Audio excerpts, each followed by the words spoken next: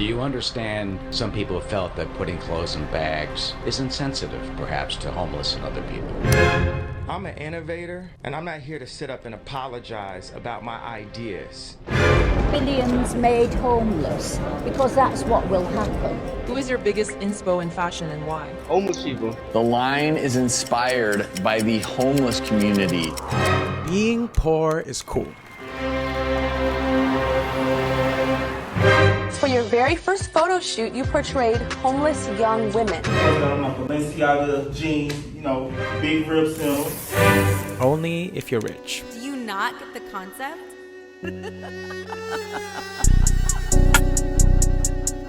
I was scrolling on Instagram the other day and I came across this video. 1990s dirt stained denim Carhartt hooded jacket. And at first I was like, oh, okay, this is obviously a joke. So I scrolled and watched a few more videos. Then I realized I don't think this page is trolling. Thrashed and sun faded orange thermoline hoodie with safety pin closure. Oh. Now, at the end of the day, you can troll this page all you want, but there are rich people who are spending hundreds of dollars, some close to $1,000, buying these pieces. Then it reminded me of last year's Kylie Jenner Acne Studios Dirty Denim collection. These $650 pair of jeans from Acne Studios are the single most expensive pair of pants I've ever bought. I was influenced to spend hundreds of dollars on a pair of jeans that look dirty after seeing them countless times on the internet. These are the Acne Studios 2021 Mud Wash Denim. The collection was intentionally treated to look really old, beat up, dirty, and worn in with a waxy oil coated finish. So now rich people like Kylie Jenner can look like they've been working hard all day doing the dirty hard work. Mom, there's like a homeless man that is outside rolling in dirt. Don't worry, if you can't afford these $800 jeans, there are a lot of tutorials online on how to create this look. Let's recreate Acne Studios Mud Wash jeans using real dirt. A tutorial that would actually come in handy if you own these jeans, because you might be surprised that if you give these $800 jeans a wash, the fake stains might actually come off. What? This is not the first time it's happened. Back in 2017, Nordstrom released their muddy jeans priced at $425. Their website description says, "Embody rugged Americana workwear that's seen some hard-working action with a crackled, caked-on muddy coating that shows you're not afraid to get down and dirty." It really is a full circle moment considering that jeans were originally made for the working class. During this time though, having rips and holes and stains weren't stylish. These were genuine signs of wear and tear from people doing manual labor, often those living below the poverty line who couldn't afford new jeans. Fast forward to today, jeans have gone through countless of trends and transformations over the years. We went from baggy to skinny to ripped to paint splattered. I was quite surprised that they even had invisible jeans. It is interesting though that if a homeless person wore their authentic distressed clothing and was covered in dirt, they would be treated poorly. They'd be denied entry or service from public places. But when a celebrity does the same look, suddenly it's Jennifer Lopez declares Dirt Girl Summer in some very baggy denim. Wear the most worn outfit with chic ease. Kylie Jenner serving dirt for Acne Studios. Get this look with Balenciaga's Destroyed collection. Stuff we gotta put a stop to. The whole thing is honestly very interesting to me, so I had to do a deep dive and try to understand what's up with rich people and their desperate need to look poor. Hey guys, welcome back to my channel. If you are new here, I make commentary videos. If you like this video, don't forget to like and subscribe and turn on the notification button down below so you don't miss out on my next video. Without further ado, let's get straight into the video.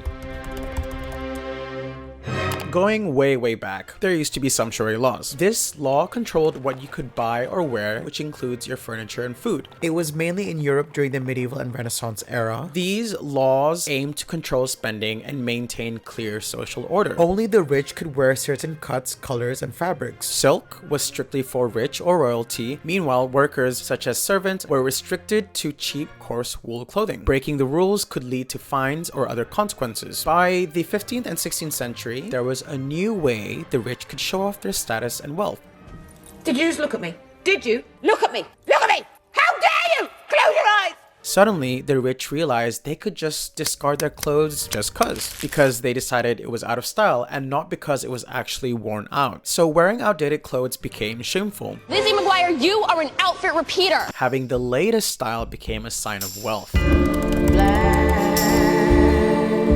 In the early 1900s, the color black had negative connotations as it was associated with mourning or the working class and servants' uniform. During the Industrial Revolution, many women moved to New York City to work in clothing stores, and they were known as shop girls. This new job gave them disposable income and access to sewing machines, so in return, they began making fashionable clothes for themselves, which is a great thing. Except the rich customers weren't happy with this because they didn't like seeing these working class women dressed as stylish as them.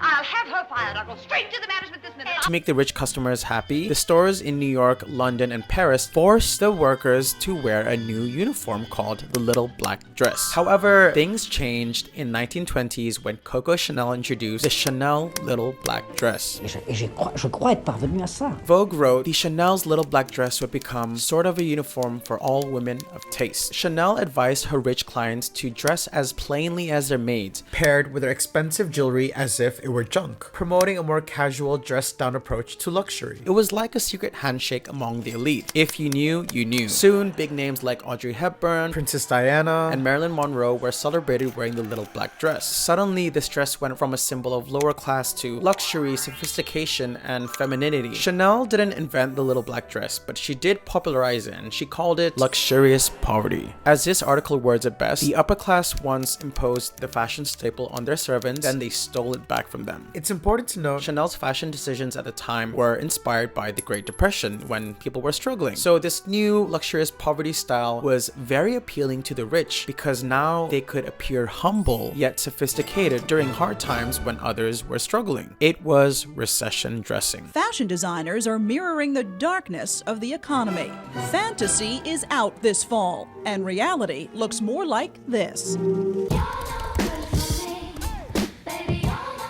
In 1789, the French Revolution, people from all classes wanted to show that they were breaking away from the upper class. So as a symbolic message for the new era, everyone started dressing like the lower classes. They wanted to visually declare their rebellious spirit by wearing the everyday clothing of regular people. If someone was still wearing fancy silk, it was seen as supporting the old regime and being against the revolution. However, even when the rich were still dressing down, they wore higher quality materials with better tailoring. It became a way for the upper class to stand out even while seemingly dressing like everyone else. Ironically, this attempt to erase class distinctions through fashion actually created a new subtle form of elitism.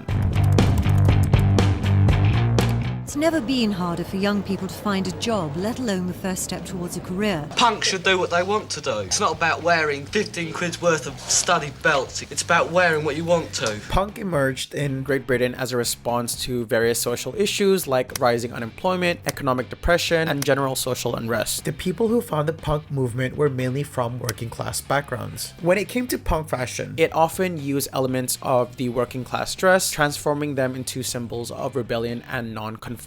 If you go dressing like half the people here, you know you're not going to get the job, so you're kind of dictated into what to wear. Have to wear a nice suit, put your hair flat, have a proper colour. As a result of the punk movement, the grunge scene came along. Grunge emerged in the mid-1980s in Washington, influenced by punk rock, but it was still unique in its own way. The style became popular during an economic recession in the US, particularly affecting the youth. It rejected the 1980s materialism and embraced a working class aesthetic. Both punk and fashion started as an authentic way for the youth to express themselves, often rooted in working class experiences. However, like many counterculture movements, it was eventually taken by the fashion industry and repackaged, leading to high-end grunge and punk collections that stripped these styles of their original context and meaning. And glamorizes the appearance of someone who's strung out on hair. Unfortunately, grunge became an inspiration for the fashion industry to start a new controversial fashion trend, chic. Around the early 1990s, during the economic downturn, young people were feeling frustrated and hopeless about joblessness. This was such a contrast coming from the 80s trend of yuppie materialism. While all of this was happening and grunge was gaining mainstream popularity, fashion designers began taking its raw, street-inspired style into their high-end collections. This led to the rise of chic. The growing number of young girls on the catwalks who are as thin as rakes. A controversial trend characterized by thin and sickly features, pale skin, and dark under-eye circles. A look that was meant to mimic the physical effects of use and malnutrition. For the fashion industry, this was a new way for them to have something edgy, something different, a contrast from their previous 80s healthy fit model trend. Unfortunately, the chic trend was a commercial success, but it came at a significant social cost. It normalized unhealthy body standards, glamorized drug use, and influenced eating disorders among millions of young people. It got so bad that Bill Clinton, the president at the time, had to publicly speak up against it. American fashion has been a source of creativity, beauty, and economic prosperity, but glorifying isn't creative or beautiful. It's destructive and ugly. This isn't about art. It's about life and death. Glorifying death is not good for any society. But this also raises the question, why do fashion trends exist? Yes, a fashion show, wearing the latest creations, like this design by John Kavanagh, a fine wool tweed coat with velour finish. If my house was on fire, I would take this one out of all of them. Some sociologists say that in fashion, what goes around comes back around. Once the elite have acquired everything they desired from the bottom of the creative food chain all the way to the top, inevitably they have to go back to the beginning to find something new and exciting. It's like they're always hungry for the next big thing. When the rich can't show off their wealth through things like their jobs and their money, they create fashion trends, and then they use their taste to maintain their status. Burberry, a well-known luxury brand, is known for its iconic Nova check pattern. As Burberry became more popular, counterfeit pieces flooded the market. The brand became a fashion staple for the young working class in the UK, dubbed as chavs. Chav is a derogatory term for young working class English people. Around this time, the pattern also became a huge part of football hooligan culture. Then, Daniela Westbrook, a former TV star known for her addiction at the time, was photographed head to toe in the Burberry pattern. The British tabloids took off and solidified this Burberry pattern as a chavvy look. This was like Burberry's final straw. They were like, no. Stop right there. Stop. We cannot be associated with these people. It got so bad that pubs and clubs were banning the Burberry pattern because of the negative reputation it had. What did Burberry do? They spent years rebranding and marketing to get back to this exclusive luxury. Major UK retailers stopped stocking Burberry. The brand reduced its use of the iconic pattern to less than 5% of the products by 2005. Fast forward a decade later, can you guess what happened? They collaborated with a Russian designer, Gosha Rubchinsky, for a collection that basically re-embraced the elements of the chav aesthetic they once fought so hard to distance themselves from. Oh! The core of his aesthetics borrows heavily from the outfits of Gopnik, Russia's equivalent to chavs, taking inspiration from youth culture and the legacy of British football in Russia. This is what the creative director of Burberry at the time had to say about the collection. His reinterpretation of some of our most iconic designs feels exciting, new, and relevant, whilst paying enormous respect to the British cultural heritage. Wow! This is another example of when the lower socioeconomic classes dress up, it's seen as tacky and unstylish. So much so to the point of banning these styles. Yet when the rich adopt the same look, suddenly it's stylish and cool. Have you heard about the most fashionable homeless man in Ukraine? Who is your biggest inspo in fashion and why? Homeless people. There was a guy in Ukraine too. In 2010, photographer Yurko Dashin began documenting a Ukrainian homeless man famously known as Slavik. Slavik's style was unique because of his creative layering of mismatched clothing in unexpected ways. Despite being homeless, he was often seen in a new outfit every day. As his photos went viral online, he became a fashion icon and an inspiration for many fashion designers. His unconventional approach to dressing challenged fashion norms and sparked discussion about creativity and resourcefulness. Major brands like Balenciaga and Vetements have been accused of taking inspiration of Slavik's looks into their collections without proper acknowledgement or compensation of the photographer and or Slavik himself. While appreciating beauty in imperfections and unconventional styles is a great thing, sometimes the fashion industry takes it a bit too far when it comes to taking inspiration from the lower socioeconomic classes. In 2008,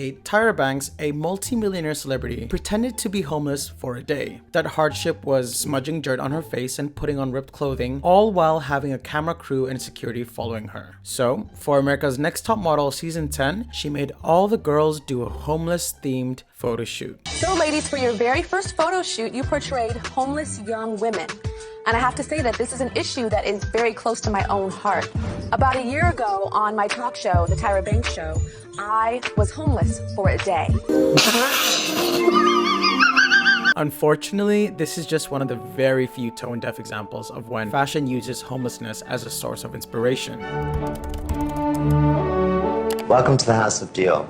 My name is John Galliano. In the early 2000s, a designer named John Galliano went for a run in Paris. During his run, he had encountered homeless people. So what did he do? He donated some money and called it a day. Just kidding, that didn't actually happen. Instead, he was inspired to do a homeless chic collection for Christian Dior. His collection used luxurious fabrics made to look dirty and worn. The collection featured newspaper printed silk, which was intentionally aged, inspired by homeless people who used newspaper for shelter and warmth. What's crazy is that the silk newspaper dress inspired by the homeless became iconic after appearing in a TV show and is now auctioned for nearly $400,000 today. The whole thing was shocking and messy, but that's exactly what they wanted. They wanted outrage. They wanted people to speak about it. But after all the backlash, he claimed that this collection aimed to spark discussion about social disparities through fashion. However, there was no direct support that came out of this to help the homeless community. Not a single cent, at least publicly, went to help those who inspired his collection. In 2010, Vivienne Westwood released a collection in Milan, which is often cited as homeless chic. The show had models using items commonly associated with people experiencing homelessness: shopping trolleys and bedrolls. Models would come out of cardboard boxes with a sleeping bag. After the backlash, she claims that her intention was to engage both homeless and privileged people with the urgent issue of climate change, suggesting that future generations might face homelessness due to environmental crisis. Billions made homeless, because that's what will happen. Although the collection never really had any direct help towards homeless people, in her defense, unlike John Galliano, she at least had evidence to support her claims, such as her efforts to combat climate change. One fashion show is turning heads. Why? The line is inspired by the homeless community. Back in 2017, designer Daisuke Obana released a collection for his Japanese brand, inspired by the homeless people of New York City. He looked to the clever ideas of the street people, like their use of blankets as coats for cold days and plastic bags that can double as waterproof boots when it rains. He was also inspired by their unconventional layering techniques and experimental sizing, as if the homeless people have a choice to be trying out different sizes. The runway featured models who were intentionally made to look scruffy. Some of them were instructed to walk slowly and some with a hunched posture. In response to the backlash, Obana defended, saying his collection was meant to portray the resourcefulness of homeless people, which is true, but there was no intention or outcome to actually help the homeless community, again, except for using them for mere inspiration. Look to the children, look to the homeless as the biggest inspiration for all design. Okay, where do we even begin with Kanye West? In 2015, Kanye launched his fashion brand Yeezy. Yeezy was known for its minimalistic aesthetic and high-end streetwear. Most of his collections, though, were distressed clothing, ripped fabrics, oversized and layered pieces worth hundreds and thousands of dollars. The hype was a success. He had thousands of fans who would line up in camp to get their hands on some Yeezys. Yes, you heard that right. Rich people were camping to buy from a brand inspired by actual homeless people who live in tents. So what are these Yeezy prices? $1,600 for a plain wool sweater. A destroyed sweater for $2,600. Kanye is not shy, and he's very vocal about his inspiration coming from the homeless. Yes, I believe in my ripped homeless sweaters. In 2020, Yeezy collaborated with Gap, and the way they sold their clothing was interesting to say the least. At this point, it almost feels like he was trolling with the haters, calling his work trash, because the clothes were literally sold in trash. It was dumpster diving core. Mom, there's like a homeless man digging in the garbage cans. What do we do? Inside the stores, customers would have to dig through a pile of clothes placed in large trash bags on the floor. Outside, they put the clothes in actual dumpsters. I have to laugh. I'm sorry. This is so ridiculous. I'm an innovator, and I'm not here to sit up and apologize about my ideas. Do you see how that's incredibly offensive? Yes, I do. That's why I said it. Now, being inspired by the homeless was not enough for Kanye. Money never made me do something. In 2016, Kanye held an album release party alongside his runway show for Yeezy Season 3. That itself is fine. The issue is the promotional poster. The photo he had chosen for this promotional poster wasn't just a random photo to suit the Yeezy earthy aesthetic. It was an actual photograph of a Kibeho refugee camp in Rwanda, site of a brutal massacre during the Rwandan genocide claimed thousands of lives. They recreated this atmosphere of this tragedy with a haze of artificial smoke and spotlights, with models that were directed to pose like statues for hours. Some of these performance rules apparently included no smiling, no dancing, no eye contact, do not act cool, no sexy posing. Well, unless you're Naomi Campbell. Loosen up, no stiffness. If you want to move, you can shift your weight. One of the models said, one of our instructions was that the theme was channeling a Rwandan refugee camp. We were Rwandan refugees. Aside from a few gestures of solidarity with the Black Lives Movement, there was no indication that Kanye understood or addressed the tragic history behind the chosen image. The event did not lead to any meaningful action to help any refugees or raise awareness about the Rwandan genocide,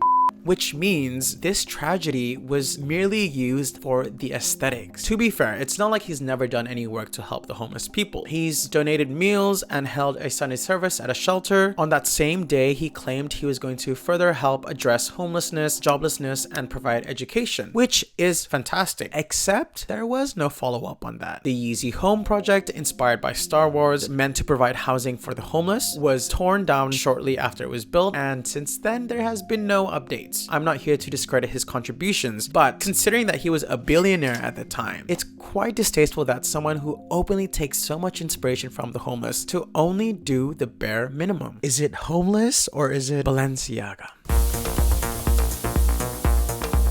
Much like Kanye, they're always caught up in a controversy every few years. Of course, I got on my Balenciaga jeans, big ribs in them. Balenciaga has been called out multiple times for their designs that seem to mimic things associated with poverty or homelessness. $1,790 for a trash bag, $2,145 for a bag resembling IKEA's 99-cent shopping bag, $1,800 for destroyed sneakers, $16,870 for a dirty, distressed, muddy polo zip-up hoodie with brown mud stains. If you can afford these, you're in luck because there are also tutorials online on how to create Balenciaga's destroyed look, like this video where they drive over it back and forth, smear it in literal dog shit, soak it in coffee, then you burn it multiple times and crush it again, or this other tutorial using a saw, burning it, smearing tomato sauce, and even canned fish. Oh dear, that's not good. Okay, to be fair, the kid did do a pretty good job replicating the Balenciaga destroyed sneakers. But on a serious note, what exactly is Balenciaga's deal with all of this? Months after the Yeezy Gap collaboration, Balenciaga's summer 2023 collection featured a mud show that opened with Kanye West walking the runway. The event took place in a mud-filled arena where models would walk through giant pits and puddles of mud to showcase the designs. Adding to the surreal atmosphere, men carried baby carriers and fake babies. Models were given fake bruises and open wounds. Demna, Balenciaga's creative designer, often references hardship and poverty stemming from his own personal experience as a former war refugee as a child. The mud show was actually a follow-up of Balenciaga's previous winter snow show, symbolizing the melting of snow due to climate change, carrying trash bags designed to look like luxurious leather goods. Both of these shows were dedicated to addressing climate change and the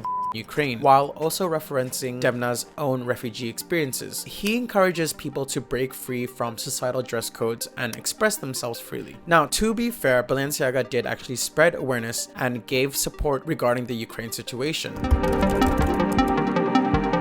In the process of the rich trying to look poor, the poor have to suffer. I have difficulty breathing. When I return from work, I feel so tired. My eyes are in pain from all the dust, says an 18-year-old worker at a garment factory in Bangladesh. He works 11 hours a day in the choking atmosphere to earn a salary of $70 a month. I know the effects this is having on my health, but I continue to do it because I need to feed myself and my family. I am a poor man, so I do this to survive. 11 hours a day in a deadly environment for $70 a month to create distressed clothing that will end up costing hundreds if not thousands of dollars in a store is truly dystopian. Sandblasting in denim production causes silicosis, a deadly lung disease. Some other workers suffer from allergies due to the chemicals and dyes. This process to look poor has led to thousands of deaths in countries like Turkey, Bangladesh, China, Egypt, Brazil, and Mexico. Interestingly, this is actually the first time this deadly lung disease was linked to the garment industry, because in the past it was only linked to construction and mining. Ironically, the look this is going for. When you take a step back and really think about it, it really is strange that we buy new clothes purposely made to look old and worn out because we no longer wear our clothes long enough to actually naturally wear out. The production of denim clothing wastes up to 20% of fabric, and a single pair of jeans require about 1,800 gallons of water. That is equivalent to the amount of water an average person drinks in 8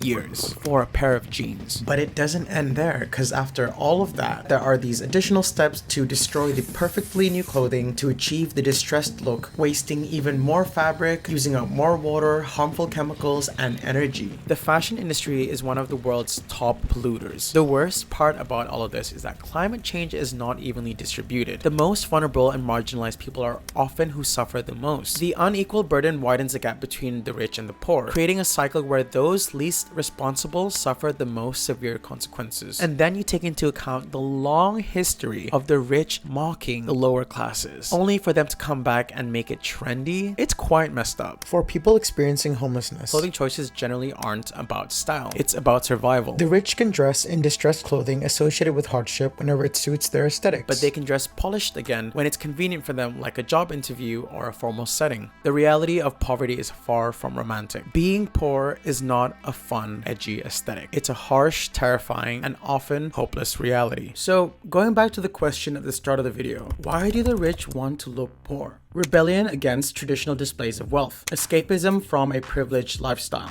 attempt at social commentary, aesthetics. For some, it's really nothing more than just a look or a fashion trend to follow. Now that we've come to the end of the video, where do we draw the line between artistic expression and mocking poverty? And who exactly gets to make that call? Can fashion designers justify drawing inspiration from poverty and hardship if they donate and raise awareness? Or is it inherently unethical regardless of their intentions?